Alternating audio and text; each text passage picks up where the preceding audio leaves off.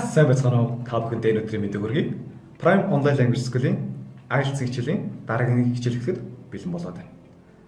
Энэ удаагийн хичээлээр болохоор бүгдээрээ өмнөх хичээлдээр үзсэн task 1 дээр ямар төрлийн дасгалууд орж ирж байгааг үзсэн бол харин одоо эсээгээ хэрхэн бичих талаар үзнэ. Эсээний даалгавар 1 дээр бид нэр 4 параграф бичнэ. Хамгийн ихний параграф нь өгөгдсөн дасгалын тайлбар хэсгийг нь paraphrase хийх буюу өөрийн үгээр найруулан бичих параграф юм. Зөвхөн өгүүлбэр гэлтгүй өгөгдсөн зурагнаас ч гэсэн мэдээллийн ашиглаж болохыг санаарай. Хоёр дахь параграф дээр өгөгдсөн мэдээллийн гол мэдээллийг нь оруулсан параграф бичдэг бөгөөд үүндээ бид нэр 2-оос 3 ширхэг гол деталийг оруулах их сайн байдаг. Overview paragraph дээр бүгдээрээ тоон өгөгдөлт дурдлаггүй ерөнхий трендийг илүүтэйгээр ярьдаг. Харин 3 болон 4 параграф дээр өгөгдсөн датан дээрх тоон өгөгдлүүдийг дурдж эхлэх бөгөөд өгөгдлүүдийг хооронд нь харьцуулсан хэлбэрээр бас бичүүлэх сайн байдаг. 3 болон 4 параграфыг нэгтгээд нэг цэцбэр болгож болдог. Эсвэл өгөгдсөн датанд тохируулан нэг параграф дээр зөвхөн өөрчлөлтийг нь нөгөө дээр нь зөвхөн хоорондын харьцаа хамгийн их бага хийх мэтлэн хувааж болдог. Paraphrase хийхийг болор төл дээр нэгт өөрчлөлт хийсэн үг, хоёрт найруулан бичих, гуравт өөрийн үгээр ярих гэсэн зэргээр оруулсан даад зурагаас харж байна. Окей. Эсээ хичээлд орё. Зураг дээр харж байгаа. Дугаас эсийг ашиглан paraphrase хийнэ. Өгөгдсөн өгүүлбэр болон paraphrase хийсэн өгүүлбэрийг харах юм бол бүгдээрээ paraphrase хийсэн хэсгүүд нь өнгөөр ялсныг та энэ өгүүлбэрээс харж болж байна. Жишээ нь graph гэдэг өгөгдсөн graph and line graph учраас line graph гэж сольж байна. Харин underground station гэдгийг London metro station гэд shows гэдэг үйл үгийг болохоор depict гэж сольж байна. Бас passenger гэдэг үгээ бүгдээрээ commuter болгож сольж байна. Үндсэн асуултын өгүүлбэр болох The graph shows underground station passenger number in London өгүүлбэрийг энэ active voice буюу идэвхтэй цаг дээр бичигдсэн байсан бол үүнийг нь passive voice болгон хувиргачлаа бүгдээ. Окей, next. Дараагийнх нь болохоор overview paragraph. Буцаа зураг руугаа.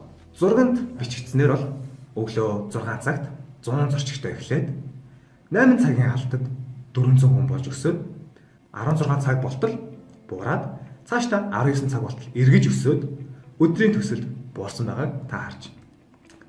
Эндээс бид нар харахад өглөө болон орой ажил эхлэх болон тарах цагаар хөл хөдөлгөөн их болж байна гэж харж болох ч биднэрт өгсөн мэдээлэл дээр тэгж бичээгүй л бол тийм мэдээлэл оруулж болдоггүй. Таныг маш сайн анхаарах хэрэгтэй. Overview paragraph дээр 16 цагийн хугацаанд газар доорх галт хэрэгээр зорчсон хүмүүсийн тоо савлгаа ихтэй байсан байна гэсэн утгатай өгүүлбэр бичиж үзье. Okay. With highs and lows, the number of rides given to London passengers fluctuate significantly throughout 16 hours of its daily operation. гэж бичиж байна. Бидний сайн хэлсэн өгүүлбэр маань. За, буцаа зураг руу оръё. Зургийг харах юм бол хамгийн өндөр цэг буюу пик цэг нь 400 дээр 8 цагийн үед хүрсэн бол унаад 2 тогтворжоод дахиад огтсон унаад дараагийн өндөр цэг дээрээ оройны 6 цагт хүрсэн байна. Өдрийн төсөл рүү огтсон унаад багахан зэргийн өсөлт мэдрэгдээд эргээд бүү. Гэхдээ зорчигчдын тоон 95-аас хизээч унаагүй байхад эндээс ажиглаж болох.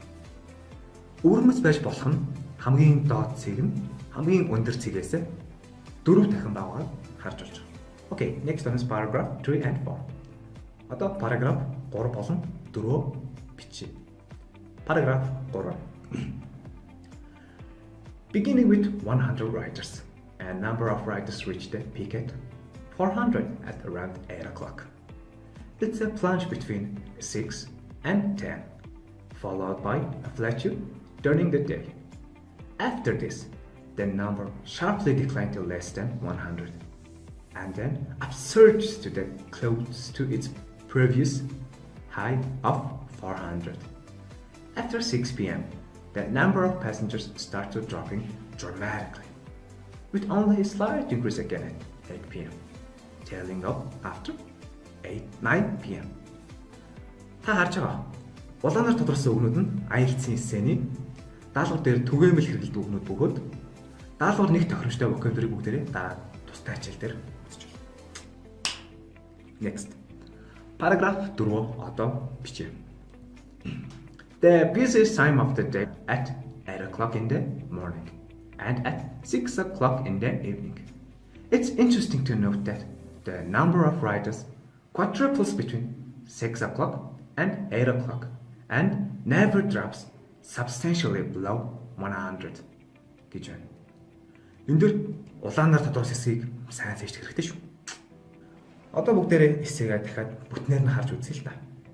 Манай эсэ маань тоолж үзэх юм бол 170 хүүхдэд эсэ болсон байна. 150-аас давсан учраас бид нар шаардлага хангасан. За, анхаарал тавьсан явдал баярлалаа. Дараагийн хичээлээр уулзлаа. Түр баярлалаа.